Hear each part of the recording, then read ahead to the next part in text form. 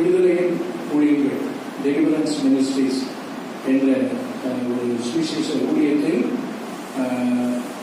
மதுரை மையமாக வைத்து பல ஆண்டுகளாக குடும்பமாக கர்த்தருடைய வார்த்தைகளை பிரத்யட்சமாய் தீர்க்க தரிசன அபிஷேகத்தோடு கர்த்தருடைய வல்லமையினாலே அவருடைய கிருபையினாலே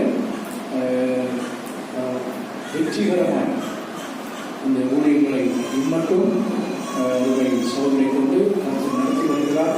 நம்முடைய சபையும் அவருடைய ஊழியத்தில் அங்கமாக இருப்பதில் ரொம்ப சந்தோஷப்படுகிறோம். நமக்காக அநேக சந்தர்ப்பங்களில் அதிகமாய் ஜெபிக்கிற ஒரு நல்ல ஒரு ஊழியர்களுடைய குடும்பம், குறிப்பாக செப்டம்பர் அந்த சர்ச் திறக்கப்படுகிற அந்த நேரத்தில் சுகவீனம் அடைந்தே ஆண்டவர் கிருபையால் நல்ல ஜெபிக்கிற இந்த குடும்பங்கள் அவருடைய குழுவினர் அதுபோன்ற அநேக ஊழியர்களை கர்த்தர் நமக்கு கொடுத்திருப்பதற்காக ஆண்டவருக்கு நன்றி செலுத்துகிறோம்.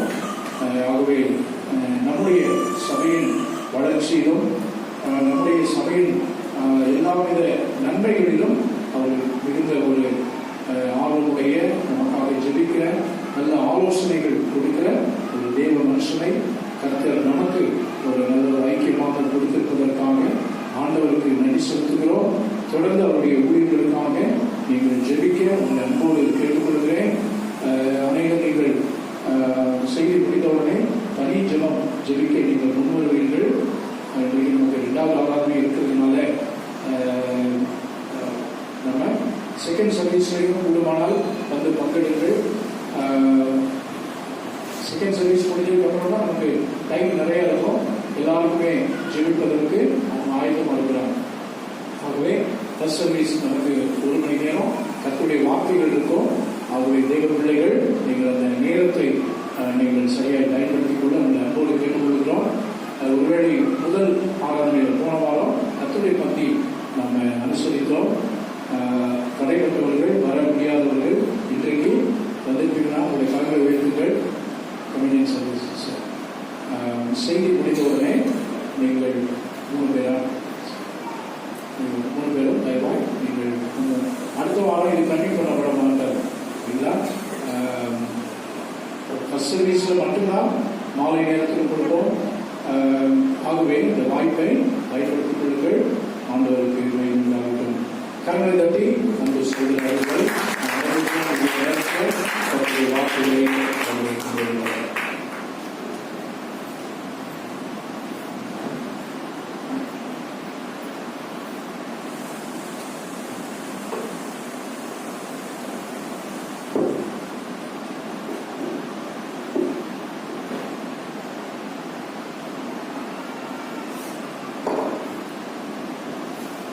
கர்த்தருடைய பரிசுத்த நாமம் மகிமைப்படுவதாக. நல்ல இந்த வேளையிலே அவனுடைய சமூகத்தில் கூடியிருந்து கர்த்தரை ஆராதிக்கவும் துதிக்கவும் கர்த்தர் கொடுத்த கிருபைக்காக நன்றி சொல்கிறேன்.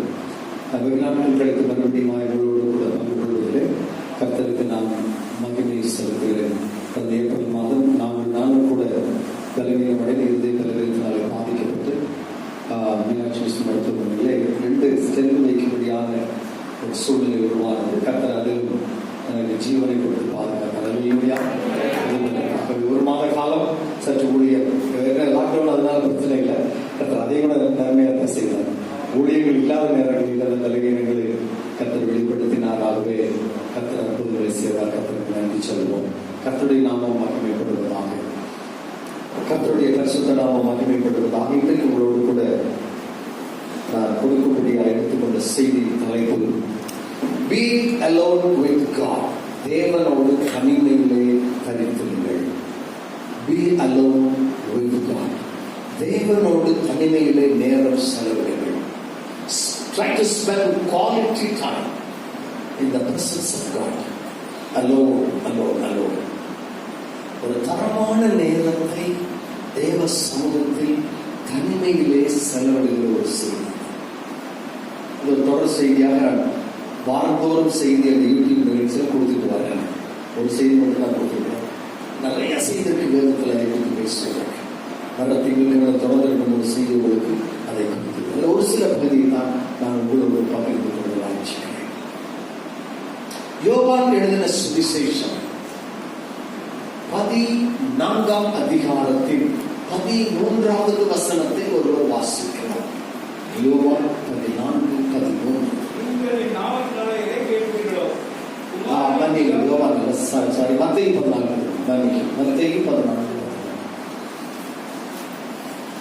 மத்தேயு சுவிசேஷம் 14ஆம் அதிகாரத்தின் 13வது வசனம்.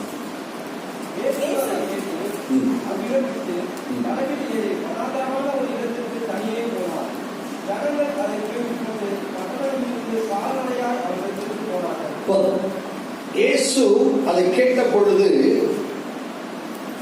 தனியாக இருக்க விரும்பி வனாந்தரமான இடத்திற்கு போகிறார். இயேசுவும் தனிமையை நாடினார் என்று சொல்லி வேதத்தில் 23 வசனத்தை வாசிங்க. அதில் 23வது வசனம்.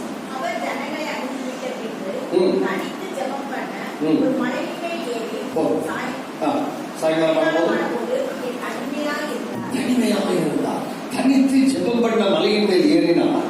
சாயங்காலமான போது he was all alone in the mountain. மலையின் மேல அவர் தனிமையாக இருந்தார் என்று சொல்லி நம்ம பார்க்கிறோம். தனிமை. ஆண்டவராய் இயேசு கிறிஸ்து கூட தனிமையை வாஞ்சித்தார், தனிமையை நாடினார், தனிமையை தேடி போனார் என்று சொல்லி வேதம் சொல்கிறது. இந்த நான் வாசிக்க கேட்ட மத்தேயு புஸ்தகத்திலே எந்த சூழ்நிலையிலே அவர் தனிமையை நாடினார் அப்படின்னு பார்த்தீங்கன்னா 13வது வசனத்துக்கு முன்னால் ஒரு நிகழ்ச்சி வருகிறது.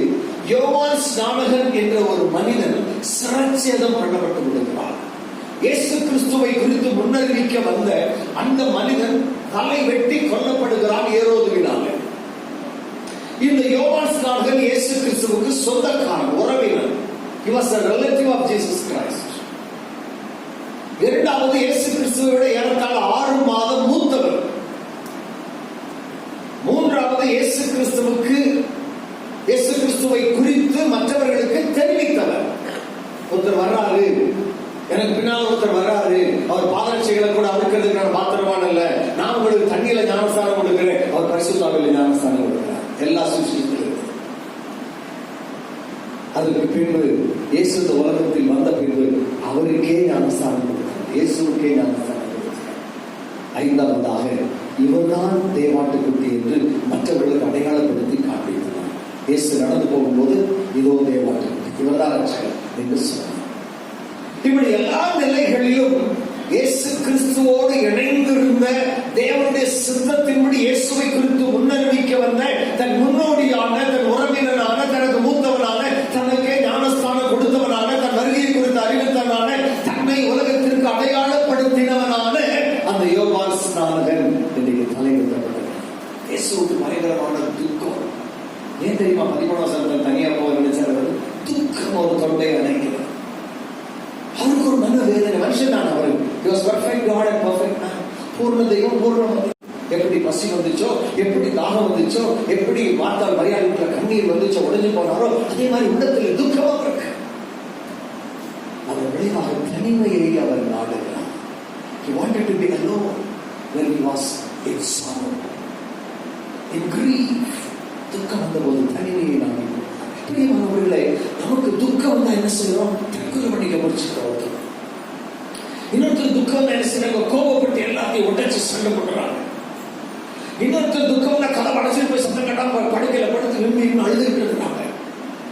இன்னொருத்தர் வாழ்க்கையில நாசம் அப்படியே நினைச்சு நினைச்சு நினைச்சு நினைச்சு தனிமை தனிமை தனிமை சொல்லி சொல்லி வாழ்க்கை நாசப்படுத்தி இயேசு நம்ம கற்றுத்தருகிற காரியம் என்ன? உங்களுக்கு துக்கம் வரும்போது, உங்களுக்கு துயரங்கள் வரும்போது, உங்களுக்கு வேதனைகள் வரும்போது, உங்களுக்கு தரித்திரங்கள் வரும்போது, உங்களுக்கு வியாதிகள் வரும்போது நீங்கள் தனிமையை நாடுங்கள். ஆனால் அந்த தனிமையை தேவனோடு செலவிடுங்கள். அதைத்தான் செய்ய போனார். அவர் தனியா தேவனத்தில் ஜெபிக்க போனார். ஆனா போற வழியில பிரச்சனை என்ன? இவர் போகிற இடத்தை அறிந்த ஜனங்கள் திரளாய் கூடிவிட்டார். மரணத்தில் 3 நாள் கன்வென்ஷன் நடத்துகிறார். துக்கத்தின் மத்தியில் எவ்வளவு துக்கம் இருந்தாலும் கர்த்தருடைய ஊழியத்தை செய்வதில் அவர் தாமதப்படவில்லை. தேவனுடைய தந்திருப்பதில் அவர் குறைபடவில்லை. கன்வென்ஷன் முடிச்சுட்டு சாப்பாட்டுக்கு இல்லாமல் இருக்கும்போது 5 பேர் 2 பேர் ஆசீர்வதிச்சு எல்லாத்துக்கும் சாப்பாடு போட்டு முடிச்ச பிறகுதான் 23ஆம் வசனம் வருது. மலையில தனித்திருக்க முடிச்சு ஜெபிக்க முடியுமா? அந்த ஜெபம் முடிஞ்சு கீழே வரும்போது கடல் மேல் நடக்கிறார். அமிழ்ந்து போன பேதுருவை தூக்குகிறார். கடல் அலையை அமர்த்து அற்புதத்தின் மேல் அற்புதம் செய்கிறார். அப்ப தனி ஜெபத்தில் இருக்கும்போது நம்முடைய துக்கங்களுக்கு ஒரு முடிவு வருகிறது. தேவனோடு தனிகள் நேரம் செலவிடும் போது நம்முடைய துக்கம் நம்ம விட்டு எடுக்கப்பட்டு போய்விடுகிறது. நாம் தேவனுடைய பலத்தை பெற்றுக் கொள்கிறோம், தேவனுடைய அபிஷேகத்தை பெற்றுக் கொள்கிறோம். நம் மூலமாய் தேவன் என்ன செய்ய சித்தம் வைத்திருக்கிறாரோ அதை செய்ய கர்த்தர் நம்மை பலப்படுத்தி விடுகிறார். அல்லேலூயா. தனி ஜெபத்திலே துக்கத்திற்கு ஒரு விடுதலையும் தேவ சித்தம் நிறைவேறுதல் இருக்கிறது. இயேசு கடல் மேல் நடப்பது தேவ சித்தம். இயேசு அன்றைக்கு அந்த கடலை அமர்த்துவது, அந்த அலையை அமரப்படுவது தேவ சித்தம். படகில கால் வச்சாரு, அந்த அலை ஓய்ந்து போனது. அமிழ்ந்து போன பேதுருவை தூக்கி விடுவது தேவ சித்தம். இதெல்லாம் நிறைவேற்ற அவருக்கு ஒரு தனி ஜெபம் தேவைப்படுது. உங்க வாழ்க்கையில தனி ஜெபம் எப்படி இருக்குது? உங்களுக்கு ஆண்டவருக்கு உள்ள உறவுல குடும்ப ஜெபத்துக்கே ஒழுங்கா இருக்குது இல்லை, அப்புறம் எப்படி ஒரு தனி ஜெபத்தில் நாங்கள் இருப்போன்ற மாதிரி ஒரு சிலருடைய முகம் தெரியுது. குடும்ப ஜெபம் கட்டாயம் தேவை. குடும்ப ஜெபத்தை குறிச்சு வேதத்தில் நிறைய இருக்குது, குழு ஜெபத்தை குறிச்சு வேதத்தில் நிறைய இருக்குது. ஆனா தனி ஜெபம் ரொம்ப முக்கியம். இன்னைக்கு செய்திருக்கிறோம் தரமுள்ள நேரத்தை செலவழிக்கும். தனியா ஜெபிக்கிற உட்காந்து தூக்கி கொடுத்துருக்கான் பண்ணிட்டு இருக்கா, கரை அடைச்சிருப்பாரு, கட்டளை தூக்கி கொடுப்பாரு, கீழே உட்காந்து கட்டளை தலை வச்சு தூக்கி கொடுப்பாரு. கேட்டா டிஸ்டர்ப் பண்ணாதீங்க அப்படி எல்லாம் நினைச்சிட்டு இருக்காங்க வெளியில உண்மையில. ஆனா அவரை வயது தூக்குறது சிந்திக்க வேண்டும்.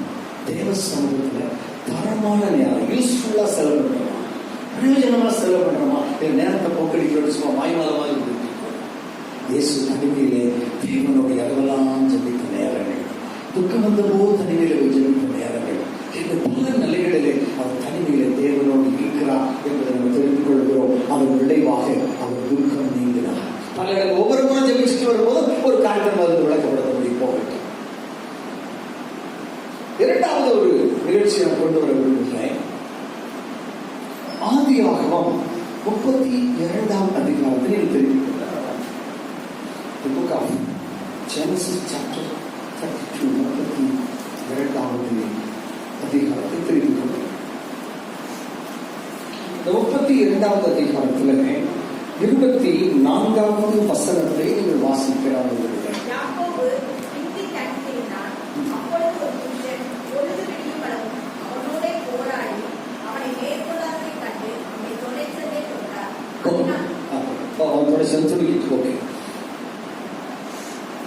இங்கே யாக்கோபு பிந்தி இருந்தது பிரச்சனை இல்லை, தனித்திருந்தான் என்பதான் இங்க முக்கிய செய்தி குறிப்பிடுகிறது.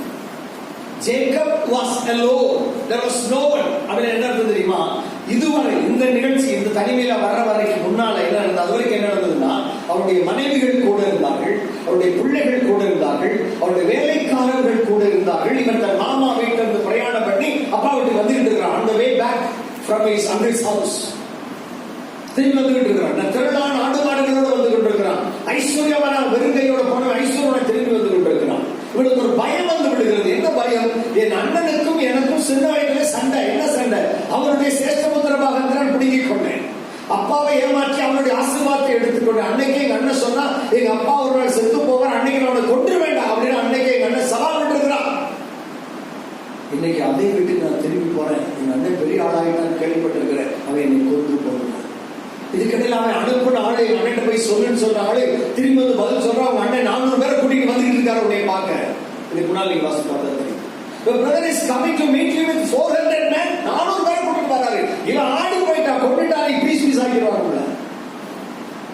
அப்ப நாசத்தாலும் பரவாயில்ல, என் மனைவி பிள்ளைகள் எல்லாம் பாதுகாப்பா இருக்கட்டும், அவங்கள 2 பகுதியா பிரிச்சு 2 வழியில ஒரு பகுதியை கொண்டாலும் ஒரு பகுதியாக மிச்சமா இருக்குன்னு சொல்லி பிரிச்சு 2 பகுதியை அனுப்பிட்டு எல்லாரையும் ஆறு யாப்பைக்கு ஒரு ஆறு ஆத்த கடக்க பண்ணிட்டு ஒரு தனியா இருக்கு பிந்தி தனித்து.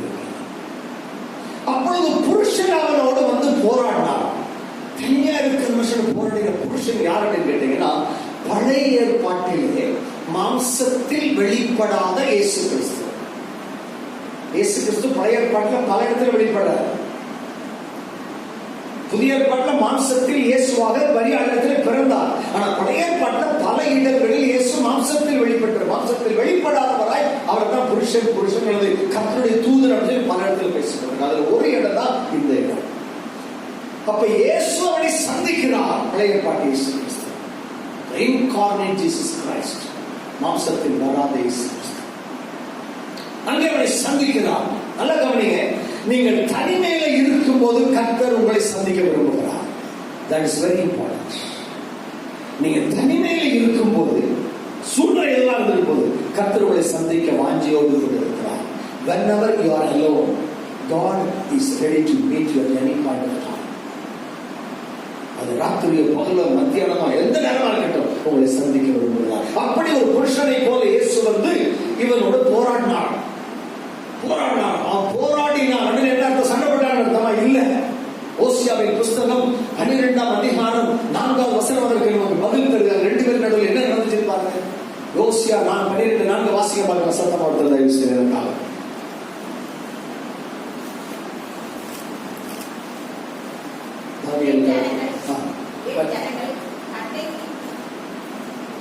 ஓசியா 12:4 இல்ல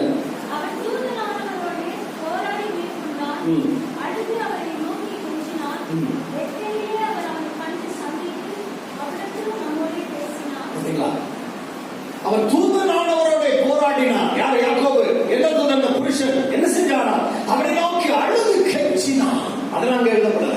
ஓசியா எழுத அழுகுறான், கெஞ்சிற. ஆண்டவரே, என்னோட நிலைமை இப்படி இருக்குது, வீட்டுக்கு போன எங்க அண்ணன் கொண்டுருவான், எனக்கு பயமா இருக்கு ஆண்டவரே, என் பிள்ளை குட்டியெல்லாம் இழந்துருவான் பயமா இருக்குது ஆண்டவரே. அழுகுறான், கெஞ்சுகிறான், ஜெபிக்கிறான், போராடுகிறான். எவ்வளவு நேரம்? ஆன்லைன் பிரேயர் நடத்திக்கிட்டு இருக்கிறான் ஆண்டவரோடு. Online prayer was going on between Jacob and Jesus Christ. இயேசுவோட ஆன்லைன் பிரேயர். என்னவெல்லாம் போராடுகிறான். பின்னால் தெரியும். என்னவெல்லாம் போராடி அவனை மேற்கொள்ள முடியவில்லை. யாரால? அந்த மனிதர் இயேசு கிறிஸ்துங்க. தெய்வம் வந்து மனிதனோட போராடி இயேசு மேற்கொள்ளலையா? இது சாத்தியமா? மனுஷன் எப்படி தூசி, அவர் எவ்வளவு பெரிய ஆண்டவர், உலகத்தையே படைச்சவர், அவர் வந்து இவன் தோத்து போயிட்டாரா? ஆமான்ற பைபிள் தான் சொல்லுது. ஆண்டவராகிய தேவன் ஒருவரிடத்தில் தோற்கக்கூடுமானால் கண்ணீரோடு உபவாசத்தோடு விழிப்போடும் இருந்து யார் ஒரு தேவ பாதத்தில் விழுந்து கிடக்கிறானோ அவர்களுக்கு தேவன் அவர்களுக்கு தோற்று போனவராய் தன்னை காண்பிக்கிறார். அவன் தோக்கடி கொடுக்கிறாங்க இல்லையா? என்ன அர்த்தம்? தனிச்சபத்துக்கு அவ்வளவு வேல்யூ இருக்குன்னு சொல்லலாம். Personal prayer, prayer alone with God has much value in the kingdom of God. தேவனுடைய ராஜ்யத்துல அதுக்கு அவ்வளவு வேல்யூ இருக்கு. ஆண்டவர் கூட அடிபடிக்கிறாராம். அந்த அர்த்தத்துல வருது. தோத்துக்கான்னு சொல்லுங்க. போராடி மேற்கொள்ளவில்லை என்ற வார்த்தை இருக்கதான் செய்யுது. அதனாலதான் யாக்கோபு என்றால் என்ன பெயர் தெரியுமா? என்ன அர்த்தம் தெரியுமா? எத்தனை ஏமாற்று அர்த்தம். ஆனா இஸ்ரவேல் என்று சொன்னால் a wrestler with God, தேவனோடு போராடுகிறார். a contender with God, தேவனோடு போராடுகிற அர்த்தமா? a wrestler with God. அப்போ அவன் போராடுகிறான். நீங்க ஆண்டவருக்கு போராடி ஜெபிச்ச அனுபவம் இருக்குதா? எனக்கு நிறைய அனுபவம் இருக்கு. நீங்க போராடி ஜெபிச்சிருக்கிறீங்களா? நான் துக்கப்பட்ட நேரத்தில், துயரப்பட்ட நேரத்தில், நெருக்கப்பட்ட நேரத்தில், தனிமையில தள்ளப்பட்ட நேரங்களில் போய் மாடியில மொட்டை மாடியில் விழுந்து ராத்திரி 12 மணி 1 மணி 2 மணிக்கெல்லாம் முட்டி முட்டி முட்டி அழுது போராடி விடுதலை வேணும், தந்தை ஆக வேண்டும் என்று சொல்லி போராடி ஜெபித்த அநேக காரியங்களிலே நான் ஜெயம் கண்டிருக்கிறேன்.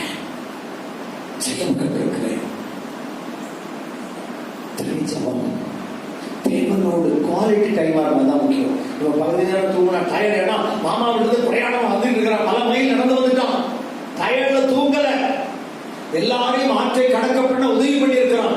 பிசிக்கலா he would have been weak and என்ன சொல்றது, அதனால பலவீனமா தான் இருந்திருக்கணும் சரீர பிரகாரமாக. ஆனா தேவனோடு போராடுகிற போது பரிசுத்த ஆவியானவர் நம்மை நிரப்புவார். அந்த ஆவியின் பலத்தினாலே நாம் தேவனோடு போராடி கொண்டிருக்க முடியும், ஜெபித்துக் கொண்டிருக்க முடியும். ஹல்லேலூயா, ஹல்லேலூயா. உங்களுக்கும் தேவனுக்கும் உறவு எப்படி இருக்கிறது? இப்ப இவருடைய ஜெபிச்சதுனால என்ன நடந்துச்சு? என்னவெல்லாம் போராடி ஜெபிச்சான், கெஞ்சினா, அழுதா, கதறினா, கொக்காடினா, எல்லாம் முடிச்சான். கடைசியில் கர்த்தர் சொல்ல அடுத்த வசனம் இல்ல, நீ என்னை விட நான் போகட்டும். விட மாட்டேன், நான் போறேன், விட மாட்டேன். கடைசி உனக்கு என்ன வேணும்? உன் பேர் என்ன? என் பேர் ஆண்டவருக்கு தெரியாதா? அவன் பேர் ஆண்டவருக்கு தெரியாதா? தெரியும். அப்படியே இருக்கிறாரு. நீ யாக்கோபாக இருக்கிறாய், நான் இஸ்ரவேலை மாற்றினேன்னு சொல்லிடலாமே. பேதுரு பார்த்து சொன்னார்ல, நீ சீமோனாக இருக்கிறாய், இனி கேபாய் எனப்படுவாய் சொன்னார். அவர்கிட்ட போய் பேர் இந்த யாக்கோபு உணர்ந்து கொள்ள வேண்டும், நான் ஒரு எத்தன் என்று. உன் வாயில சொல்றான் குறைகளை. யாக்கோபு என்று சொன்னால் எத்தன் என்று பொருள். நீ ஒத்துக்கொள்ள நான் ஒரு எத்தன் என்று சொல்லு. உன் நிலையை உணர வேண்டும். அப்பதான் என்னுடைய ஆசீர்வாதம் உனக்கு வரும். அவன் நிலையை உணர வைக்கிறார். I am Jacob, I am a tricker. நான் எத்தன், ஏமாற்றுகிறவன் ஆண்டவரே. ஒத்துக்க தேவ சபையில பாவ அறிக்கை, தனி ஜெபத்துல பாவ அறிக்கை பண்ணணும். தனி ஜெபத்துல பாவ அறிக்கை பண்ணணும். 2 பேர் ஜெபிக்கப்பட்டு தேவாலயத்துக்கு போனாங்க. ஒருத்தர் பரிசேயன் மற்றவன் ஆயக்காரன். பாவ அறிக்கை செஞ்சது யாரு? யார் செஞ்சா? 2 பேர் யாருங்க செஞ்சா? ஆயக்காரன் செய்யலாம். பாவியாக மேல் கிருபையாயிரும். தேவ சமூகத்தில் தன்மையில முழுங்கால் படியிட்டு பாவ அறிக்கை செய்ய வேண்டிய நேரத்தில் செய்யுங்கள். அதை கர்த்தர் எதிர்பார்க்கிறார். பாவ அறிக்கை செய்யும்போது என்ன செய்யறோம்? சங்கீதம் 51 தாவீது பாடுவார் இல்லையா? என் மீறுதலுக்கு முன்பாக இருக்கிற பாவங்களை அறிந்திருக்கிறேன். தேவனில் ஒருவருக்கே விரோதமாக நான் பாவம் செய்து உடைய கண்களுக்கு முன்பதாக பொல்லாங்கடல் நடப்பிட்டு 51 சங்கீதம் 4 வசனம். உடைய கண்களுக்கு முன்பதாக பொல்லாங்கடல் நடப்பிட்டேன். நீர் பேசும் போது உடைய நீதி விளங்கவும், நீர் நியாயம் தீர்க்கும் போது உடைய பரிசுத்தம் விளங்கவும் இவைகளை அறிக்கையிடுகிறேன் என்று சொன்னார். தன் பாவங்களை மறைக்கிறவன் வாழ்வடைய மாட்டான். 28:13 எதுல? நீதிமொழிகள். அவைகளை அறிக்கை செய்து விட்டு விடுகிறவனோ.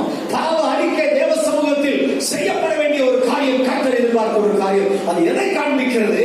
நான் யார் என்று உணர்ந்து கொள்ள வைக்கிறது. என்ன இதுவரைக்கும் பீத்திக்கிட்டு இருந்தேன், பெரிய ஊழியக்காரன், நான் பெரிய விசுவாசி, அந்த சபை விசுவாசி இருந்தா அப்படி பீத்திக்கிட்டு இருந்தேன். ஆனா பாவ அறிக்கும் போது அறிக்கை செய்வது என்ன சொல்ல வர்றேன்? நான் வெறும் தூசியா, நான் பாவம் எந்த சபையில் இருந்தாங்க, எவ்வளவு ஊழியனா இருந்தாலும், எவ்வளவு அப்படிப்பட்ட ஆளா இப்படிப்பட்ட ஆளா இருந்தாலும் கர்த்தருக்கு முன்னால் ஒன்றுமில்லைன்னு சொல்றது கிடையாது. பாவ அறிக்கை அதைத்தான் ஏசாயா இடத்துல கர்த்தர் எதிர்பார்த்தார்.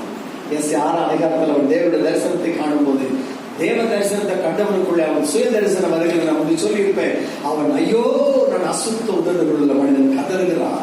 அது வரைக்கும் கர்த்தர் பொறுமையா இருக்கிறார். சொல்லட்டும், அவன் பாவத்தை அவனே உணர்ந்து அறிக்கை செய்யட்டும். நம்ம பாவத்தை நம்ம உணர்ந்து அறிக்கை செய்ய முடிக்கிறோமா, வெறிக்கிறோமா, புகைக்கிறோமா, உபச்சாரம் பண்றோமா, பலவிதமான பாவங்களுக்குள்ள விழுந்து கிடக்கிறோமா, கர்த்தர் விரும்பாத பொய், திருட்டு, கடவு, துரோகம், வஞ்சனைக்குள்ள கிடக்கிறோமா, நாம் பாவி என்று உணர்ந்து அறிக்கை செய்யப்பட எதிர்பார்க்கிறோம். சும்மா அறிக்கை கொண்டதில்லை. அந்த ஆயக்காரன் உணர்ந்து மார்களை அடித்துக் கொண்டு பாவியாக இருக்கிறார். He was able to recognize who he was. அவன் யார் என்பதை உணர்ந்து கொள்ளும் ஒரு சூழல் அவனுக்கு வந்தது. ஏசாயாவுக்கு வந்தது, யாக்கோபுக்கு வந்தது. லூக்கா 7 அதிகாரத்தில் கடைசி பகுதியில பாவியான ஸ்திரீ இயேசுவின் பாதத்தில் விழுந்து கிடந்து தன் நிலை உணர்ந்து அழுதாள். கர்த்தர் விடுதலையாகி சமாதானப்படுத்தார். It's expected from us. இது நம்மிடத்தில் எதிர்பார்க்கப்படுகிறது. அவன் தனிமையிலே அவன் ஆண்டவரோடு போராடுகிறான். யாக்கோபு நான் எத்தனை ஆண்டவரே என்று ஏற்றுக்கொள்ள வைக்கிறான். நீ யார் முதல்ல தெரிஞ்சுக்கிறான், அப்புறம் நான் உன்னை ஆசீர்வதிக்கிறேன். அப்புறம் ஆண்டவர் என்ன செய்யறார் தெரியுமா? அவங்களே மாற்றத்தை கொண்டு வருகிறான். மாற்றம் எதற்கு ஏதுவான மாற்றம்? ஆசீர்வாதத்திற்கு ஏதுவான மாற்றம். A change that leads towards God's blessings. தேவனவனத்தில் கொண்ட மாற்றம் என்ன? நீ யாக்கோபு எனப்பட 27 வசனம் சொல்லுது, நீ யாக்கோபு எனப்படாமல் என்ன சொல்லப்படுவாய்? இஸ்ரவேல் எனப்படுவாய். அப்படின்னா தேவனோட போராடுகிறது அர்த்தம் இருக்கு. இன்றைக்கு ஒரு தேசம், பெரிய தேசம் இருக்கு. அந்த தேசத்துக்கு சின்ன தேசம், சின்ன தேசத்துக்கு பேர் என்ன? இஸ்ரவேல் தேசம். இஸ்ரவேல் தேசம். யாக்கோபு தேசம் யாரா சொல்றாங்களா? யாக்கோபு தேசம் அங்க இருக்குது மத்திய தரைகள் பகுதியில். இல்ல, எந்த தேசம் இருக்குது? பெயர் மாற்றம் செய்யப்பட்ட அந்த பெயர் தான் புதிய தேசத்தை உருவாக்கினார். அவர் ஆபிரகாமின் தேவன் என்று சொல்லிக்கொள்ள சந்தோஷப்பட்டார், ஈசாக்கின் தேவன் என்று சொல்லிக்கொள்ள சந்தோஷப்பட்டார், யாக்கோபின் தேவன் என்று சொல்லவும் அவர் மகிழ்ச்சியாகத்தான் இருந்தார். ஆனால் தனக்கென்று ஒரு ஜனத்தை ஏற்படுத்தி ஒரு தேசத்தை உருவாக்கும் போது அது யாக்கோபு என்ற பெயருக்கு தேவன் விரும்பல, அவர் இஸ்ரவேலை மாற்ற விரும்புகிறார். இன்றைக்கு அந்த பெயர்களால் மாற்றப்பட்ட பெயர்களால் அந்த தேசம் அழைக்கப்படுகிறது. உலகத்துக்கே சவால் விடுகிற தேசமாயிருக்கு. சிலரை பார்த்து பெரிய பெரிய நாடெல்லாம் பயந்துகிட்டு இருக்கு. நினைக்குது. தேவன் மாற்றத்தை கொண்டு வந்தார். அல்லேலூயா. தேவன் மாற்றத்தை கொண்டு வந்தார். அந்த தனி ஜெபத்தில் இருக்கும்போது நம் நிலை உணரும்படி செய்வார். நம்மிலே தடைப்பட்ட ஆசீர்வாதங்களை நன்மைகளை பெற்றுக் கொள்ளக்கூடிய அளவிலே மாற்றங்களை உருவாக்கும். இதுவரைக்கும் ஆசீர்வாதமா தான் இருந்தான், தனக்குத்தான் ஆசீர்வாதமாக தான் இதுவரைக்கும். யாக்கோபு போனா, உழைச்சான், ஆடு வைச்சான், சம்பாதிச்சான், திருமணம் முடிச்சா பிள்ளைகளை பார்த்தா பெரிய ஜனங்க திரும்பி வந்துட்டு இருக்கிற குறையில. ஆனால் இது ஒரு சுய ஆசீர்வாதம், இனி உலகத்துக்கு ஆசீர்வாதமாக இருக்க வேண்டும் என்று சொல்லி அவன் இஸ்ரவேலை மாற்றுகிறார். அன்னைக்கு அந்த தேசம் உலகத்துக்கு ஆசீர்வாதம். அநேக தேசங்களுக்கு நிறைய பூக்கள் ஏற்றுமதி செய்வது புறம் இஸ்ரேல் தான். காய்கறிகள் ஏற்றுமதி வண்ணாந்தரங்க. அது இன்னைக்கு அக்ரிகல்ச்சர் விவசாயம் அவ்வளவு பிரபலமான இந்திய தேசம் கூட அங்க போய் அக்ரிகல்ச்சர் விவசாய டெக்னிக்க நுணுக்கங்களை கற்றுக்கொண்டு வருகிறது. அவ்வளவு ஞானம், அவ்வளவு பெரியது. அவன் இருக்கிற படை காரியங்கள் கொஞ்சம் எண்ணிக்கையில கொஞ்சம் தான், ஆனா பவர்ஃபுல் வெப்பன்ஸ் வச்சிருக்கிறான். உலகம் பயப்படும். காரணம் தேவனால் மாற்றி அமைக்கப்பட்ட பெயர் கொண்ட ஒரு தேசம். நம்முடைய வாழ்க்கையில மாற்றங்கள் தேவை. என்ன மாற்றம் தேவை? கர்த்தராகிய இயேசு கிறிஸ்துவை ஏற்றுக்கொண்ட உடனே ஒருவேளை பெயர் மாற்றங்கள் அவசியம் இருக்கலாம். சிலர் கேட்டால் இது தேவையா பிரதர்? நான் சொல்லுவேன், இந்த வசனத்தின் தேவைதான் சொல்லுவேன். சிலர்லாம் அப்படியே பழைய பெயரை வச்சிருக்காங்க, தப்பு இல்லை. பொதுவான பெயர் குமாரன் இருக்குது, இல்லாட்டி ஒரு நார்மலான பெயரா இருக்குது அப்படின்னா பரவாயில்ல. ஆனால்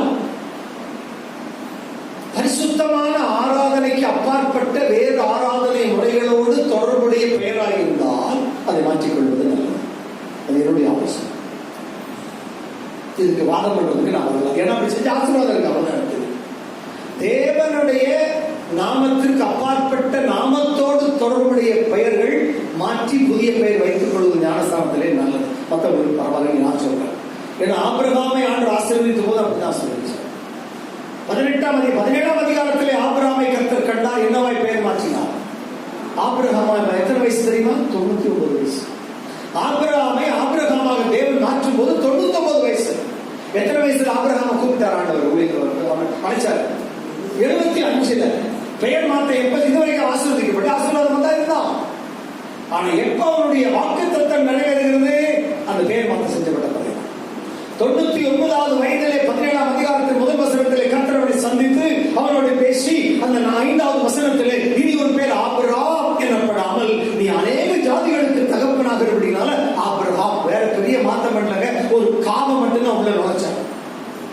ஆபிரகாமுக்கு நடுவில் 2 உடைச்சி, ஆபிரகாம 2 உடைச்சி, நடுவுல காவ நுழைச்சி புது பேரை கொடுத்து அவன் ஆசீர்வாதத்தின் தகப்பன் சொன்னார். உடைக்கப்பட வேண்டிய நேரங்களில் தேவன் உடைப்பார், பூத்த வேண்டிய காரியங்களை புகுத்துவார். அதுக்கு பிறகு ஆசீர்வாதம் வரும். பொறுத்துதான் இருக்கணும், காத்துதான் இருக்கணும். உடைக்கப்படும் போது வேதனை இருக்கலாம். எங்க அப்பா வச்ச பேரை மாத்திட்டாங்களா? நோ, ஒரு கர்த்தர் ஆசீர்வாதம் நடத்த சில காரியங்களை உடைக்கப்பட்டு அவன் ஒழுக்கப்பட்டு ஆகணும். அங்கே பெயர் மாற்றம் செய்யப்படுகிறது. ஆபிரகாம் என்று சொன்ன பிறகுதான் 17ஆம் அதிகாரத்தில் சொல்றாரு. 18ஆம் அதிகாரத்தில் மறுபடியும் தேவன் அவனை நேரடியாக சந்திக்கிறார், முகமுகமாய் சந்திக்கிறார். அங்கேயும் மாம்சத்தில் வெளிப்படாத இயேசுதான் ஆபிரகாமோடு பேசிக் கொண்டிருக்கிறார். 18ஆம் அதிகாரத்திலே ஆதியாகமத்தில் அங்க என்ன சொல்றாரு? இனி ஒரு உற்பவ கால திட்டத்திலே ஒரு குழந்தை கற்பம் தரித்து பெற்றுக் கொள்வதற்கு என்ன காலமோ அதான் ஒரு உற்பவ காலம். அந்த உற்பவ கால திட்டத்திலே மறுபடியும் அவனை சந்திக்கிறதுக்கு வருவேன். அப்போது ஒரு மனைவியாகிய சாராள் ஒரு குமாரனை, ஒரு ஆண் பிள்ளையை அழைத்துக் கொண்டிருப்பார். 24 வருஷமா காத்துட்டு இருக்கிற குழந்தைக்காக இல்ல. அந்த பெயர் மாற்ற எப்ப நடைபெற்றதோ அன்னைக்கே நான் நினைக்கிற கற்பம் தரித்திருப்பாள். அதுதான் ஒரு உற்பவ கால திட்டம். அன்று அடுத்த வருஷம் நேரத்தில் நான் வர வேண்டாம், நீ ஒரு குழந்தைக்கு தகப்பனாக்கிறான், பையனுக்கு தகப்பனாக்கிறான். அதே மாதிரி ஈசாக்கை அவன் பெற்றிருக்கிறார். அங்க என்ன காணப்படுகிறது? மாற்றம் அவசியமாயிருக்கிறது. I just insist on the changes that we need in our life. நம்முடைய பேச்சு வழக்குகளிலே மாற்றம் வேணும். நான் முந்திருந்து அப்படிதான் பாரம்பரியமா அப்படிதான் பேசும். அது பேசுனேன், இப்ப ஏசிட்ட வந்துட்டல, பேச்ச மாற்று, நல்லதா பேசு, ஆசீர்வாதமா பேசு, சாபமா பேசாத, பொய் பேசாத, கடவுத்தனமா வஞ்சனமா உள்ளொன்று வச்சு வெளியே ஒன்று பேசாத.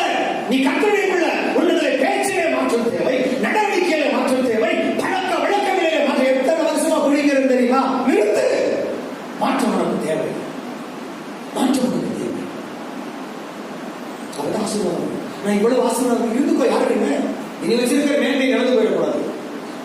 ஆபிரகாமுக்கு ஆசீர்வாதம் குறவே இல்லைங்க, ஆனா பிள்ளை இல்லை என்ற பெரிய குறை இருக்குது. அது வருவதற்கு அந்த குறை நீங்கிறதுக்கு மாற்றம் தேவை.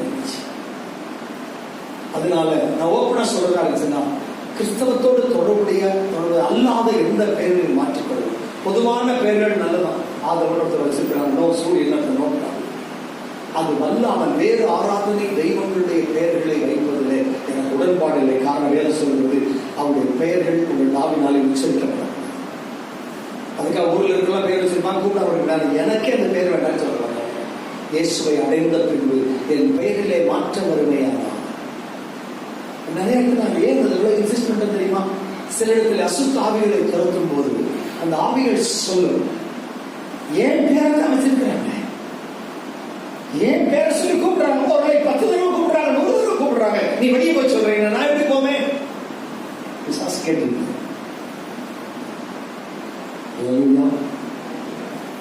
கொஞ்சம் சிந்தி, இது ஒரு சிந்தனைக்காக நான் யாரை கம்பல் பண்ணி போஸ்ட் பண்ணிக்கிறார்கள். வேதம் என்ன சொல்ல வந்திருக்கிறது? சொல்ல வேண்டியது ஏன் கடமை, கேட்க வேண்டியது உங்க கடமை, மாற்றிக்கொள்ள வேண்டியது உங்க பொறுப்பு. நான் கடமை சொல்ல பொறுப்பு இன்ட்ரெஸ்ட் தான் மாற்றிக்கலாம், ஏன்னா பின்னால் ஆசீர்வாதம் காத்திருக்காங்க. அதான் வேற ஒன்றும் இல்லை. The reason why I insist on these kind of changes is greater size of blessings. A bigger blessing is waiting for you. உங்களுக்காக பெரிய ஆசீர்வாதம் காத்துக் கொண்டிருக்காங்க. இதுவரை ஆசீர்வாதம் இருந்தாலும் இதை விட மேலான ஒரு காத்திருக்கிறது. யாக்கோபு இஸ்ரவேலை மாற்றப்பட்டார், தேசமாய் மாறி. அப்புறம் தான் அவன் 29 வசனம் 27 வசனம் 27 24 26 வசனத்தை நான் வாசிக்கிறேன். நான் போகட்டும் பொழுது விடுகிறது என்றார். 32 26 அதற்கு அவர் ஆதியாகமத்தில் நீர் சொன்னார். அவன் ஜெபம் என்ன? அழுது புரண்டு போராடி என்ன ஜெபிக்கிறேன், என்னை ஆசீர்வாதம். எப்ப ஆசீர்வாதம் வருதுன்னு சொன்னா 27ஆம் வசனத்துல பெயர் மாற்றுகிறார். 27ல பெயர் மாற்றுகிறார். 28ல 2 வசனத்துல பெயர் மாற்றம் முடிஞ்சிருச்சு. ஞானஸ்தானம் கொடுத்தாச்சு, புது ஞானஸ்தானம் உண்டு. ஆன்லைன் பிரேயர்ல பெயர் மாற்றம் பண்ணி ஞானஸ்தானம் எடுத்துக்கிட்டா யாரு? யாக்கோபு. இஸ்ரவேல் ஞானஸ்தானம். விளைவு என்ன? 29ஆம் வசனத்திலே அப்பொழுது யாக்கோபுடைய நாமத்தை எனக்கு அறிவிக்க வேண்டும் என்று கேட்டால் அதற்கு அவர் நீ என் நாமத்தை கேட்பானே என்று சொல்லி அங்கே அவனை ஆசீர்வதித்தார். ஜெபம் எப்ப ஏறெடுக்கப்பட்டது? 26ல தானே? 26ல. ஆமா, 26ல ஜெபம் ஏறெடுக்க. நீ ஆசீர்வதித்தாலே விட மாட்டேன். ஆனா எப்ப ஆசீர்வாதம் வருது? 29ல. இது ரெண்டுக்கு நடுவில் நடந்த நிகழ்ச்சி என்ன? ஒரு பெரிய மாற்றம் அவனிலே நிகழ்ந்து விட்டது. There has been a great change in his life. அந்த பெயர் மாற்றம் செய்யப்பட்ட பின்பு அன்றிலிருந்து இன்று வரைக்கும் அந்த தேசம் இஸ்ரவேல் தேசம் தான். ஒருத்தர் கூட யாக்கோபு தேசம் இன்ன வரைக்கும் கூப்பிட்டது கிடையாது. உலக பிரகாரமாய் சட்டங்கள் பூர்வமாய் எல்லா உலக நீதிகள் மூலமாக அது இஸ்ரவேல் தேசம் என்றுதான் 1948ஆம் அதிகாரத்திலே தனி நாடாக அங்கீகாரம் பெற்றது. யாக்கோபின் வரல, ஆனா யாக்கோபின் சந்ததிகளாகிய 12 கோத்திரங்கள் தான் அங்க இருக்கிறாங்க. ஆனா யாக்கோபின் பெயர் அல்ல. அவர் யாக்கோபின் பிள்ளைகளாக இருந்தாலும் இஸ்ரவேல் என்றுதான் பெயர் பெற்றார். தேச ஆசீர்வாதமா இருக்கிறாங்க. கர்த்தர் ஒரு மேன்மையான ஆசீர்வாதத்தை வைத்திருக்கிறார். அநேகருடைய கண்களுக்கு முதாக மேன்மையான ஆசீர்வாதத்தை வைத்திருக்கிறார். அதை பெற்றுக்கொள்ள நான் தேவனிடத்தில் தனிமையிலே வர வேண்டும், தனிமையிலே காத்திருக்க வேண்டும். குவாலிட்டி டைம், அதாவது தரமான நேரம். தூங்கி விழுந்து வேலை முடிஞ்சு அப்படியே டயர்டா வந்து குளிச்சு சாப்பிட்டோன்னே அப்படியே கட்டி வா வா வா கூப்பிட்டு இருக்கோம், உடல் போட்டுக்கிட்டு இருக்கோம். அந்த நேரத்தில் அப்படி சொல்லலாம். அப்படி காலையில் எழுந்து ஃப்ரெஷ்ஷாக முகத்தெல்லாம் கழுவிட்டு அப்படியே முழங்கால் பண்ணி போட்டு தேவ சொந்தம் டைஸ் பண்ணலாம். ஒரு நாள் உபவாசத்தில் இருந்து நம்ம அடைச்சிக்கிட்டு ஒரு சொட்டு தண்ணியோட குடிக்காம இல்லை வந்து நான் மாத்திரை எடுக்கிறேன், பரவாயில்ல தண்ணி குடிச்சுக்க, டீ குடிச்சுக்க, மாத்திரை எடுக்கிறவங்க தான் நீங்கள் ஜோம் பண்ணிப்பாங்க. அடுத்த தடவை ஃபாஸ்டிங் இருக்கும்போது மாத்திரை எடுக்க வேண்டிய அவசியம் டாக்டர் சொல்லியிருக்கிறார். மாற்றங்கள் தேவை. தனிமையிலே மாற்றங்கள் வருகிறது. என் வாழ்க்கையில் தேவையான மாற்றங்களை சும்மா தேவையில்லாத மாற்றங்களை போக மாட்டார். எது தேவையா தான் சொல்லுவாங்க. நான் கரெக்டா மாத்தின பிறகு மேலான ஆசீர்வாதம் நோக்கி வருது. அல்லேலூயா. அப்ப தேவனோடு தனிமையில நேரம் செலவிடுதல் அது என்னிலே துக்கத்தை மாற்றி தேவ சித்தத்தை நிறைவேற்றுகிறது. இயேசுவின் வாழ்க்கையில் நான் யார் என்று உணரச் செய்து தேவன் விரும்புகிற மாற்றத்தை என்னிலே கொண்டு வந்து தேவன் நியமித்திருக்கிற நான் கேட்ட ஜெபத்திற்கு பதிலான ஆசீர்வாதத்தை எனக்கு கொண்டு வந்துள்ளது. இன்னும் ஒரு ஆளை பார்த்துக்கலாமா? 10 நிமிஷம் பார்த்துக்கலாமா? பார்க்க விடலாம். 1 சாமுவேல் புஸ்தகம் 1ஆம் அதிகாரம் நிறைய இருக்கிறாங்க. 1 சாமுவேல் 1ஆம் அதிகாரம். இங்கே அன்னாள் என்கிறதான ஒரு பெண்ணை பார்க்கணும். சரி விட்டுருவோம். அது நம்ம இப்போ வாசிக்கிற பகுதி தான். ஒரு வரக்கூடிய திங்கட்கிழமை நீங்கள் செய்தி கேட்கலாம். இன்னொரு இடத்துக்கு போவோம். அப்போஸ்தலர் 10ஆம் அதிகாரத்துக்கு திரும்ப. அப்போஸ்தலர் 10ஆம் அதிகாரத்துக்கு வாங்க. அங்கே பேதுரு தேவ சமூகத்தில் தனிமையாய் நேரம் செலவழிக்கிறார். Peter, one of the disciples of Jesus. 9வது வசனம். அப்போஸ்தலர் 10:9 சொல்வது, மறுநாளில் அவர்கள் பிரயாணப்பட்ட அந்த பட்டணத்துக்கு சமீபித்து வருகையில் பேதுரு 6ஆம் மணி நேரத்திலே ஜெபம் பண்ணும்படி மேல் வீட்டில் ஏறினான். அவன் மிகுந்த பசியடைந்து சாப்பிட மனதாயிருந்தான். அதற்கு அவர்கள் ஆயத்தம் பண்ணுகிறார்கள். பசி வந்துருச்சு, சாப்பிட்டுட்டு ஜெபிக்க போகணும் அவன் சொல்லல. 6ஆம் மணி நேரம் என்பது மத்தியானம் 12 மணி. இன்னைக்குள்ள மணிபடி மத்தியானம் 12 மணி. நூன் கரெக்டா சூரியன் நேரம் நிற்கிறான். நேரம் மத்தியானம் 12 மணிக்கு அவன் ஜெபிக்க மேல போறான். தனியா போன யாரையும் முடிப்பாங்க. தனி ஜெபம். நீங்க வேதத்தில் ஆராய்ச்சி பாருங்க, யாரெல்லாம் தனியா ஜெபிச்சாங்க, அதனால அந்த நன்மைகள் என்ன, வித்தியாசம் போயிட்டு அப்படிதான் தேடி பார்க்கிறோம். தேடி பாருங்க. அங்கே கண்டுகொண்டோ அங்கே பேதுரு தனியாக ஜெபிக்கும்படி மேலறையிலே போய் பசியின் நேரத்திலும் பசியை பொருட்படுத்தாமல் he wanted to spend quality time in God's presence all alone. தேவ சமூகத்துல தனிமையாக தரமான நேரத்தை செலவிட போய் அமர்ந்து ஜெபித்துக் கொண்டிருக்கிறார். நடந்த காரியங்கள் நிறைய அதிகாரத்தில். அதுல முதல் காரியம் பேதுருவின் மனம் திரும்புவது. Peter repented. அப்ப இதுவரைக்கும் எப்படியா இருந்தா, அவன் எவ்வளவு பெரிய தீர்க்கதரிசி, அவன் எவ்வளவு பெரிய ஊழியக்காரன், மரித்தவர்களை உயிரோடு எழுப்பணும்னாச்சு. தொற்காலம் எப்படி அற்புதமா இதுக்கு முன்னால உயிரோடு எழுப்பியிருக்கிறான் 7 அதிகாரத்துல. அவனை போய் நீங்க அப்படி சொல்றீங்களா?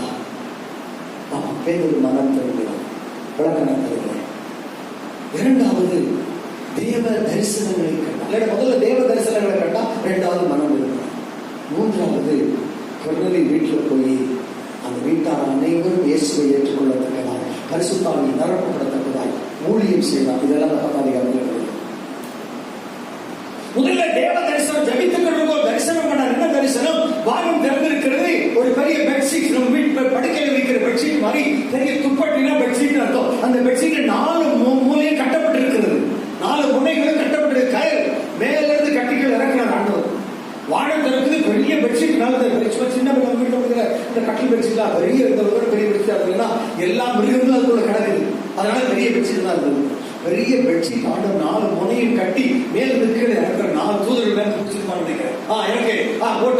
போட்டு நீ வலதுகை தூக்கி நீ இடதுகை இறக்குன்னு சொல்லிட்டே இருப்பான்னு நினைக்கிறேன். கொஞ்சம் கற்பனை பண்ணி பார்ப்போம். அப்படி எல்லாம் இறங்கி வந்து பார்த்தா யாருக்கு முன்னால் நிற்கிறது?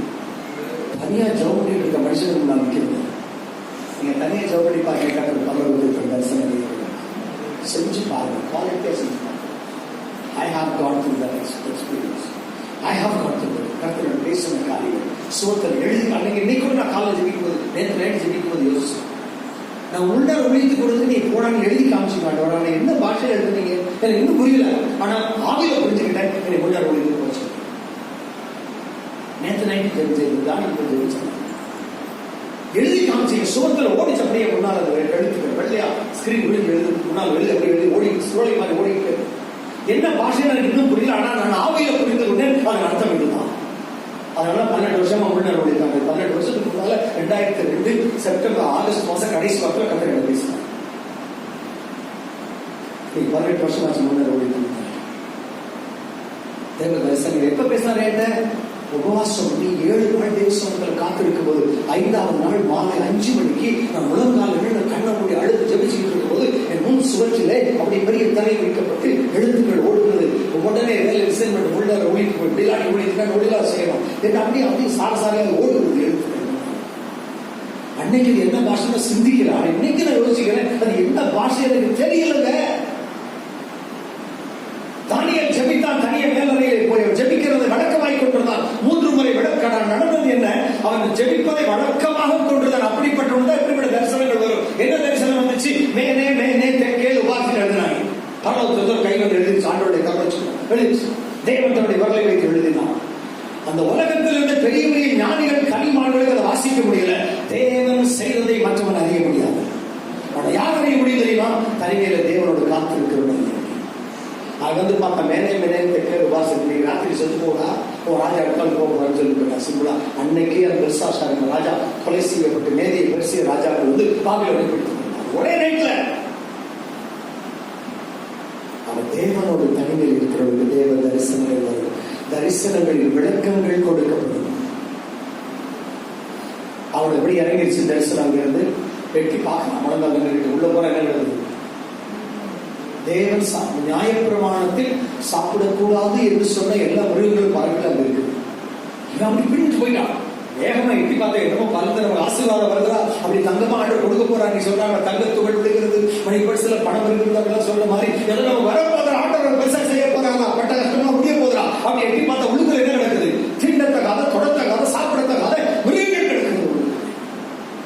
ஓடி போயிட்டாங்க. தண்ணி ஓடி போய் விழுந்து கொண்டான். சொல்றது நினைக்கிறதெல்லாம் சொல்றான். ஆண்டவரே இதெல்லாம் நான் பிறந்தது சாப்பிட்டதில்லை ஆண்டவரே, நியாயப்பிரமாணம் சொல்லுங்க சாப்பிடக்கூடாது, நான் சாப்பிட்டதில்லை ஆண்டவரே, இதை கொண்டு எனக்கு கொடுக்குறீங்களே ஆண்டவர் அடித்து புசிறாங்க சாப்பிடுறாங்க. முடியவே முடியாது, நான் செய்ய மாட்டேன். அப்ப ஆண்டவர் சொல்றாரு, நான் பரிசுத்தமாக்கினதை நீ தீட்டாக. ஏன் பரிசுத்தமாக்கப்பட்டது? எங்கிருந்து வந்துச்சு? எங்கிருந்து வந்துச்சு?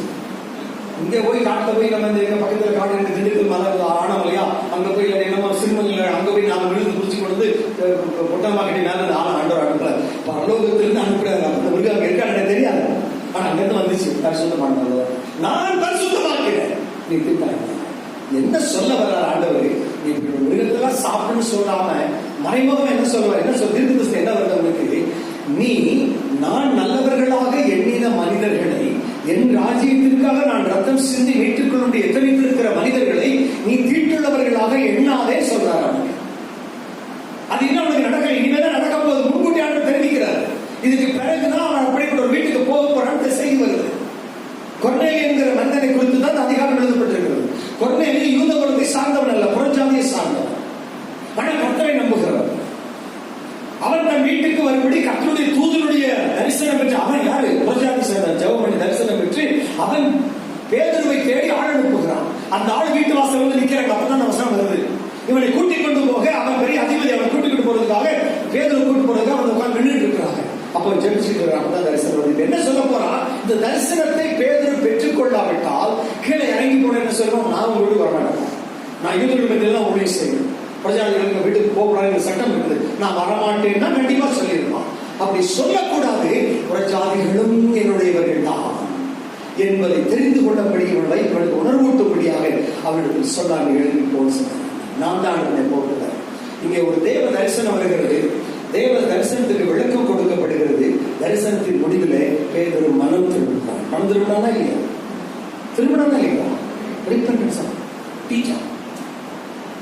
அவ்வளவு பெரிய ஊழியக்காரனே மனம் திரும்ப வேண்டியிருக்குது. நம்ம தான் ஏமாத்துறேன், என்னென்னவோ பீட்டிக்கிறோம், என்னை மாதிரி யோக்கியம் மனம் திரும்பினான். அந்த வீட்டுக்கு போனான், வார்த்தையை பிரசங்கித்தான். வாசிப்பாரு 44 வசனங்களை அப்படி பரிசுத்த ஆவியார் பலமாக இறங்கி அவர்கள் அந்நிய பாஷையில் பேசுறாங்க. பேசிக்கிட்டு போற கையெல்லாம் வைக்கல, செய்து போயிட்டு இருக்குது. அர்த்தம் ஏன்? தனிமையில் இருந்தான், தரிசனம் பெற்றான், மனம் திரும்பினான், ஊழியம் செய்தான், கிரியை நடந்தது. நம்முடைய மூணுமே இருக்காது, ஆனா கிரியை மட்டும் நடக்கிற எப்படி நடக்கும்? நான் ஜெபிக்கவே மாட்டேன், தரிசனத்தை பெற்றுக்கவே மாட்டேன், நான் மனம் திரும்பவே மாட்டேன், ஆனா கர்த்தரை ஆசீர்வதிச்சுக்கிட்டே இருக்கணும். இது என்ன நியாயம்? எந்த வகையில் இது நியாயம் நீங்க கேட்குறீங்க? அநேக சபைகளில் விசுவாசிகள் தான் இருக்கிறாங்க. நான் செய்யறத செஞ்சுக்கிட்டே தான் இருக்கிறேன், நான் குடிக்கிறத குடிச்சாலும் ஆண்டவரை ஆசீர்வதிக்கிறேன்.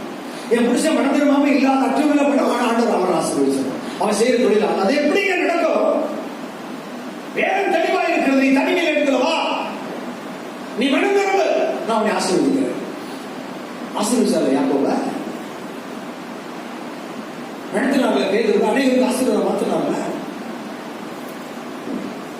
நீங்க இப்படியே இருக்கிற வரைக்கும் உங்களுக்கு மேல நீங்க ஆசீர்வாதமா இருக்கலாம். ஆனா ஆண்டவர் உங்களை மற்றவர்களுக்கு ஆசீர்வாதமா இருக்கிறது. இந்த சபை மற்றவர்களுக்கு ஆசீர்வாதமா இருக்கு. அதுக்கு நீங்க தனிமையில தேவசனத்தில் அமர்ந்துதான் ஆக வேண்டும். தனிமையில் தேவசனத்தில் போராடிதான் ஆக வேண்டும். உங்களிலே தேவையான மாற்றங்களை வருத்தித்தான் நீங்கள் ஆக வேண்டும். அப்பொழுது தான் அந்த ஆசீர்வாதம் உங்க மேல வரும். அந்த ஆசீர்வாதம் மற்றவர்களுக்காக மட்டும் கற்றுக் கொடுக்கல, உங்களுக்கும் உங்களுக்கு போக மீது மற்றவர்களுக்கு. அதான் பாத்திரம் நிரம்புறது எனக்கு, நிரம்பி வடிகிறது மற்றவர்கள். அதுக்கு நீங்க ஆயத்தமா? அதுக்கு நீங்க ஆயத்தமா? இதான் கேள்வி. ஆயத்தம் சொன்னா தனிமையில தேவனிடத்தில் நேரம் செலவிட இன்றைக்கு நீங்கள் உங்களை கொடுக்க வேண்டும். தரமுள்ள நேரமா, தூய்மையுடைய நேரமா, முழங்கால் நிற்கணும், இல்லை நடந்து நிற்கணும், இல்லையா நின்று ஜோம் எதோ ஒன்று எப்படி பர்ஃபெக்டா இருக்கணும், அவ்வளவுதான். அது முழங்கால முடிஞ்ச அளவுக்கு நெல்லுங்க, முடியலன்னா எழுந்து நடந்து ஜோம் நின்று ஜோம் தப்பில்லை. அப்படி அசந்து படுக்கும்போது பாதை பாதுகாப்பு வேலை அசந்து வீட்டுக்காரன் சொன்னாங்க, ஐயா உட்காச்சோங்க பாவம் வேலையில போய் அசந்து வந்து தூங்குறாரு, பாக்கி எல்லாத்துக்கும் நேரம் இருக்குது. அசந்துதான் வந்தாரு, பாக்கி எல்லாத்துக்கும் டிவியில் பார்த்தாரு, சீரியல் பார்த்தாரு, எல்லாம் பார்க்கறது சோப்பட நாங்க வழி ஆயிடுது. அம்மா மாதிரி சப்போர்ட். ஆண்கள் மனம் திரும்ப வேண்டும். நீங்க பேசுறதப்போ ஆண்கள் சொன்னால்தான் இருக்கிறேன். தனிமையில் தேவனுடைய குடும்ப தலைவர்கள் நேரம் செலவழித்தால் உங்க குடும்ப ஆசீர்வாதம். அவன் மனைவி அவன் வீட்டோர்கள் கடித திராட்சை கொடியா இருக்க வேண்டும், ஆனால் அவன் கர்த்தருக்கு பயப்பட வேண்டும். அவன் தேவ சமூகத்தில் நேரம், அவனுடைய பிள்ளைகள் அவன் பந்தியிலே ஒளிமர கண்டுகளா இருக்க வேண்டுமானால் அங்கே அவன் தேவ சமூகத்தில் பயந்து தேவனுக்கு காத்திருக்க வேண்டும். அவன் என்றுதான் சங்கீதம் 128 வருது. அந்த அவன், அதாவது எவன், அந்த புருஷன், அந்த குடும்ப தலைவன் செம்மையா இருந்தானா குடும்ப சபையா. இதற்காக தலைமார்கள்லாம் நல்லா சொல்லுங்க சொல்லி உட்கார்ந்து, நீங்களும் ஒரு நாளை போல பொறுமையோடு இருக்க வேண்டும், ரூத்தை போல தியாகம் உள்ளவர்களாக இருக்க வேண்டும், ஒரு எஸ்தரை போல தேவ தர்மங்களுக்காக போராடுவர்களாக இருக்க வேண்டும், ஒரு தெபோராளை போல கர்த்தர் சமூகத்தில் அவருக்காக இடை செய்து ஆயத்தமாக இருக்க வேண்டும். பெண்கள் அப்படி இருக்கணும், ஆண்கள் அப்படி இருக்கணும், பிள்ளைகள் பெற்றோருக்கு கீழ்ப்படிய வேண்டும், குடும்பத்தின் பெரியவர்களை கனம் பண்ண வேண்டும். அப்போ ஒட்டுமொத்த குடும்ப ஆசீர்வாதம் இருக்க முடியுமா? இருக்க முடியும். அதான் அப்போஸ்தலர் 10 சொல்றது, கொர்நேலியு தன் வீட்டார் அனைவரோடு தேவனுக்கு பயந்திருந்தார். கண்கள் போய் எழுதிக்கலாம். வீட்டார் அனைவரோடு தேவனுக்கு பயந்திருக்கிற ஒரு நேரம் ஒரு வீடுகளை வாழ்க்கை கர்த்தர் நிச்சயமாய் நம்மோடு கூட பேசியிருக்கிறார். நிச்சயமா நம்மோடு கூட தேவன் பேசியிருக்கிறார். ஆயத்தப்படி கொண்ட செய்தி கூட என் கம்ப்யூட்டர்ல இருக்கு, லேப்டாப்ல பேட்டரி வீக்க சார்ஜ் போட வழியில், அதனால அந்த செய்தி அப்படின்னா கொடுத்துருக்கேன். நான் அதில் இல்லாத செய்தியும் உங்களுக்கு கொண்டு கொடுப்பேன். பேரோ எனக்கு கொண்டு எடுக்கவே இல்லை. அப்ப ஆண்டவர்களுக்கு எதையோ சொல்ல விரும்புகிறார், எதையோ சொல்ல விரும்புகிறார். என்ன சொல்ல விரும்புகிறார்? நீ பேதவை போல என் சமூகத்துக்கு நீ எதை தவறு செய்து கொண்டிருக்கிறாயோ அந்த தவறு நான் அவனை உணர்த்தினார். யாக்கோபுக்கு உணர்த்தினாரு, ஆபிரகாமுக்கு உணர்த்தினாரு, பேதுருவுக்கு உணர்த்தினாரு, அந்த பாவியான ஸ்திரிக்கு உணர்த்தினாரு, அந்த ஆயக்காரனுக்கு உணர்த்தினாரு. அந்த எல்லாருக்கும் அவர்கள் யார் என்று முதல்ல உணர்த்தி காண்பிக்கிறார். அப்புறம்தான் மாற்றத்துக்கு வழிவகுக்கிறார். அப்புறம்தான் அவர்கள் ஆசீர்வதிக்கிறார். ஆயக்காரன் நீதிமான் ஆக்கப்பட்டு தான் திரும்பி போனான். சும்மா போல ஜபத்துக்கு பதில் வந்துருச்சு. தனிமையில வாங்க. I repeat, be alone with God. Spend the quality time in the presence of God. தனிமையில் தேவ சமூகத்தில் வாருங்கள். தரமான நேரத்தை அவர்கள் செலவழிங்க. என்னைக்கு முடிந்தால் இன்னைக்கு மட்டும் டெய்லி என்னைக்க ஒன்றா முடியாமல் போயிருக்கலாம் பார்ப்பாங்க. ஆனால் அனுதின பழக்கமாக்கி கொள்ளுங்கள். ஒரு 15-30 நிமிஷமாவது நான் கத்திராய்ச்சி எல்லாம் ரெடி பண்ணிட்டு அரை மணி நேரம் 8 to 8:30 போராடி செஞ்சுட்டு கொண்டிருந்தேன்.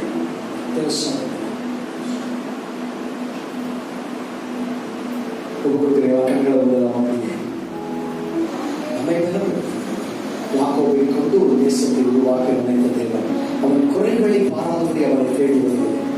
அவன் குறைகளை மாற்றி அவனை நிறைவாக்கி ஒரு தேசத்தை உருவாக்கினார். ஆபிரகாமை ஆசீர்வதித்து ஆசீர்வாத சந்ததியை பெற்றெடுக்க முன்கொடுத்த தேவன் அவன் குறைகளை காணாதபடி வந்து குறைகளை மாற்றி அவனை ஆசீர்வதித்தார். பேதுருவை கொண்டு கொர்நேலியு வீட்டில் பெரிய காரியத்தை செய்ய நினைத்த தேவன் அவனுடைய குறைகளை உணர்த்தி மனதிரும்ப பண்ணி அவனை கொண்டு பெரிய காரியத்தை செய்ய சுத்தப்பட இன்றைக்கு உங்களை கொண்டு இந்த சபையை கொண்டு இடத்துல வந்திருக்கிற உங்களை கொண்டு என்ன செய்யணுமோ அதை கற்று செய்ய சுத்தமுள்ளவராய் மத்தியில் நின்று கொண்டிருக்கிறார். ஆனா ஒண்ணு, உங்கள் ஒப்பு கொடுத்தாங்க. நான் சொன்ன பக்தர்கள் எல்லாம் ஒப்பு கொடுத்தாங்க. அவரை தேடி வந்தாங்க. நீங்க செய்ய வேண்டியது ஒன்னே ஒன்றுதான், தீர்மானம் பண்ணி தேவ சமூகத்தில் அனுதினமும் தனிமை இருக்காங்க. யாராவது எவ்வளவு பெரிய பாவியா இருந்தாலும் பரவாயில்ல, தேவ சமூகத்துக்கு போய் அழுங்க. கர்த்தருடைய விடுதலையாக்குவார். உங்களை கொண்டு செய்ய வேண்டியது செய்து முடியுமா? ஜெபித்து முடிக்கலாமா? நல்ல பிதாவே, கிருபை நிறைந்த இந்த வேளைக்காய் நாங்கள் கர்த்தருக்கு நன்றி சொல்லுகிறோம். எங்களை கொண்டு செய்ய வேண்டியது எங்களை கொண்டே செய்ய நினைத்து எங்களுக்காக களமிறங்குகிற ஆண்டவரே, தண்ணீர் இருந்த யாக்கோபை சந்திக்க நீர் வந்தீர். அவனை எதிர்பார்க்கவே இல்லை, நீர் வந்தீர். அவன் ஆசீர்வாதத்தை கேட்ட நீர் கொடுக்கல, மாறாக மாற்றத்தை கொடுத்தீர். அந்த மாற்றத்திற்கு பின்பு ஆசீர்வாதத்தை கொண்டு வந்தீர். போராடி ஜெபிக்கிறவர்கள் மாற்றத்தையும் அந்த விளைவான ஆசீர்வாதங்களையும் பெற்றுக் கொள்வார்கள். காத்திருந்து ஜெபிக்கிறவர்கள் மனம் திரும்புதலையும் அதன் விளைவாய் வருகிற நன்மைகளையும் பெற்றுக் கொள்வார்கள். தேவ சமூகத்தில் தனியாக இருக்கிறவர்கள், ஆபிரகாம் தனிமையிலே 50 நீதிமான்கள் முதல் 10 நீதிமான்கள் வரை சோதமுக்காய் போராடி ஜெபித்துக் கொண்டிருந்தான். நேரடியாக தனிமையில் நின்று ஓடு கூட அவனை ஆசீர்வதித்த தேவன், வாக்குத்தத்தத்தை நிறைவேற்ற தேவன் உடைய பிள்ளைகளுடைய வாழ்க்கையில நீர் செய்ய போவதற்கு ஆயுதமாக சொல்கிறோம். ஒவ்வொருவருமை தேடி வரட்டும். ஒவ்வொருவருமை சிறியோர் முதல் பெரியோர் வரை, ஆண்கள் முதல் பெண்கள் வரை ஒவ்வொருவரும் இயேசு கிறிஸ்துவின் நாமத்தினாலே கர்த்தரை தனிமையில் தேடுகிற அனுபவம் இன்று முதல் உண்டாவதாக, ஒரு தீர்மானம் இன்று முதல் உண்டாவதாக. தங்கள் நிலை உணர்தலும், தங்கள் பாவ அறிக்கை செய்தலும், தங்களிலே மாற்றத்தை வருவித்தலும், அது மட்டுமல்ல விளைவாய் வரக்கூடிய தேவ திட்டத்தை சித்தத்தை பெற்றுக் கொள்வதும், ஆசீர்வாதத்தை பெற்றுக் கொள்வதும், அதை நிறைவேற்றுவதுமான கிருபை சபையிலே ஊற்றப்படுவதாக, சபையிலே ஊற்றப்படுவதாக, சபையிலே ஊற்றப்படுவதாக, சபையிலே ஊற்றப்படுவதாக. அந்த அபிஷேகம் ஒப்பு கொடுக்கிற அபிஷேகம், சங்கிலிகள் உடைக்கப்படுகிற அபிஷேகம், சமைச்சாலைகள் திறக்கப்படுகிற அபிஷேகம், கட்டுகள் கலந்து போகிற அபிஷேகம், ஊற்றில் ஜெபிக்க கூடாத தடை உடையவதாக, ஜெபிக்க கூடாத கட்டு அழிந்து போவதாக, ஜெபிக்க கூடாத அடைத்து வந்திருக்கிற சிலை திறக்கப்படுவதாக இயேசுவின் நாமத்தில். I release, I set everyone free right now in Jesus' name, O Lord, for a personal prayer with you as a Nazareth, receiving God's blessing and to be a blessing for many, O Lord. நீங்கள் செய்வதற்காக ஸ்தோத்திரம், துதிக்க நமக்கு உங்களுக்கே செலுத்துகிறோம். இயேசுவின் நாமத்தில் பிதாவே, ஆமென். முழுமையுடைய பரிசுத்த நாமத்தை ஸ்தோத்திரி. என் ஆத்மாவே கர்த்தரை ஸ்தோத்திரி. கர்த்தர் செய்த சகல உபகாரங்களையும் மறவாதே. ஆமென். நம்முடைய கர்த்தராகிய இயேசு கிறிஸ்துவின் கிருபை, பிதாவாகிய தேவனுடைய அன்பு, பரிசுத்த ஆவியானவரின் அந்யோன்ய ஐக்கியம், சந்தோஷம், சமாதானம் நம் அனைவரோடும், தேவனுடைய பிள்ளைகள் யாவரோடும் அவருடைய வருகை பரியந்தம் இருப்பதாக. ஆமென், ஆமென்.